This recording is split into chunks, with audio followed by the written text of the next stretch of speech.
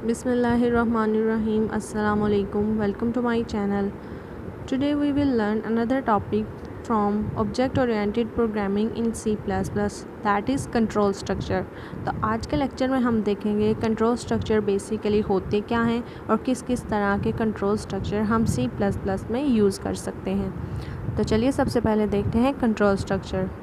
Control structure are very important concept in computer programming. Control structure allows programmers to control the flow of program execution. Students, आज तक हम लोग जितने भी programmes लिखते आए हैं या हम लोगों ने जितनी भी प्रैक्टिस की है, that is a simple program कि हम लोगों ने जिस ऑर्डर में वैल्यूज़ लिखी होती है, जिस ऑर्डर में हम लोगों ने अपनी स्टेटमेंट्स लिखी होती हैं, वो एज इट इज़ प्रिंट कर रहा होता है। बट कंट्रोल स्ट्रक्चर मीन हम उस एग्जीक्यूशन को, अपनी उन स्टेटमेंट को जब हम कंट्रोल करना चाह रहे होते हैं तो हम कुछ कंट्रोल स्ट्रक्चर्स को फॉलो करते हैं और उनको यूज़ करते हैं। There are three types of control structures are used in programming. तो नॉर्मली जितनी भी आप C++ हैं, जितनी भी प्रोग्रामिंग लैंग्वेजेस हैं, अगर उनमें देखा जाए तो तीन तरह के कंट्रोल स्ट्रक्चर यूज़ होते हैं। Number 1 sequential structure, number 2 conditional structure and number 3 iteration structure. तो चलिए सबसे पहले वन बाय वन इनको देखते हैं। Sequential structure. It refers to execution of the instruction one by one in the sequence कि जिस सीक्वेंस में आपने अपना प्रोग्राम लिखा होता है, उन्हीं सीक्वेंस में वो वैल्यू को एग्जीक्यूट कर रहे होते हैं, उन स्टेटमेंट को एग्जीक्यूट कर रहे होते हैं। ठीक है, मींस कि जिस ऑर्डर में आप यूज़र से इनपुट ले रहे हैं, जिस ऑर्डर में एग्जीक्यूट जो है वो आउटपुट दे रहे हैं, मीन जिस ऑर्डर में जैसी जैसी वन बाय वन आपने स्टेटमेंट लिखी हुई है वो एज इट इज़ ही उसको एग्जीक्यूट कर रहा होता है, सीक्वेंस में कर रहा होता है।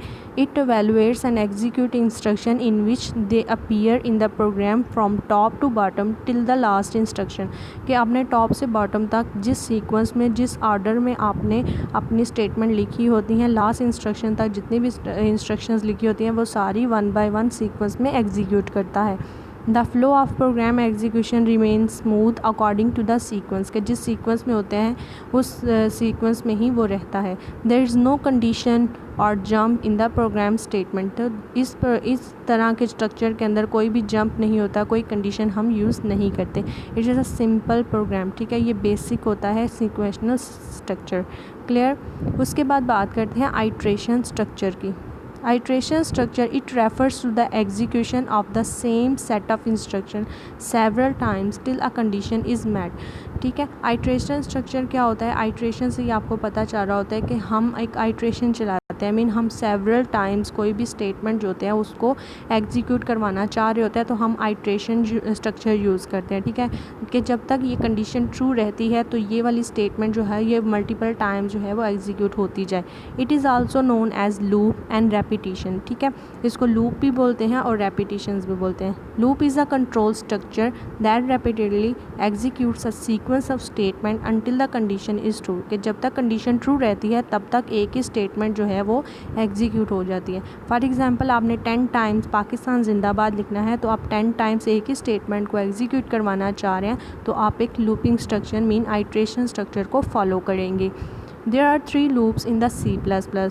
अगर हम लोग C++ में देखा जाए तो हमारे पास 3 तरह की लूप्स होती हैं। एक फॉर लूप होती है, एक वाइल लूप होती है और एक डू वाइल लूप होती है। इसके बाद हमारे पास कंडीशनल स्ट्रक्चर आता है। It refers to execution of the instruction based on the condition. Sequential search हम लोगों ने स्ट्रक्चर पढ़ा था, उसमें क्या होता है कि जिस सीक्वेंस में होती है उसी सीक्वेंस में सारी स्टेटमेंट एग्जीक्यूट करता है। कंडीशनल स्ट्रक्चर में जब हम कोई कंडीशन लगा देते हैं कि आइदर इस कंडीशन के अकॉर्डिंग अगर ये कंडीशन ट्रू होती है तो इससे रिलेटेड ये वाली स्टेटमेंट एग्जीक्यूट हो, अदरवाइज़ अगर कंडीशन फॉल्स हो जाती है तो ये वाली स्टेटमेंट स्किप हो जाए। क्लियर, मीन हम लोग कंडीशन की बेस पर अपनी एग्जीक्यूशन करवा रहे होते हैं, कंट्रोल कर रहे होते हैं। It is if the condition is met a specific set of instruction are executed. Clear. Otherwise control is transferred to the some other part of the program. अगर कंडीशन ट्रू होती है तो हम कोई स्पेसिफिक सेट ऑफ इंस्ट्रक्शन या statements होती हैं उनको एग्जीक्यूट करवा देते हैं और बाकी सारी स्किप हो जाती हैं। अदरवाइज़ अगर कंडीशन फॉल्स हो जाती है तो क्या हो जाता है कि कोई किसी और तरफ, किसी और पार्ट में कोई और स्टेटमेंट होती है वो एग्जीक्यूट हो जाती हैं। It is also known as decision making structure. इसको डिसीजन मेकिंग स्ट्रक्चर भी बोलते हैं। मीन डिसीजन लिया जाता है कौन सी स्टेटमेंट को एग्जीक्यूट करवाना है और कौन सी को स्किप करवाना है। Decision making structure are control structures that are used in programming to make decision. The decision making statements are if else if and switch statement. ठीक है, तो ये सारे हमारे पास कंडीशनल स्ट्रक्चर्स होते हैं जिनको हम लोग वन बाय वन अपने प्रोग्राम के अंदर फॉलो करेंगे। Thanks for watching. आज के लिए इतना ही। अगर लेक्चर में कुछ समझ ना आया हो तो प्लीज़ कमेंट में ज़रूर बताइए। इसके साथ ही वीडियो को लाइक कर दें।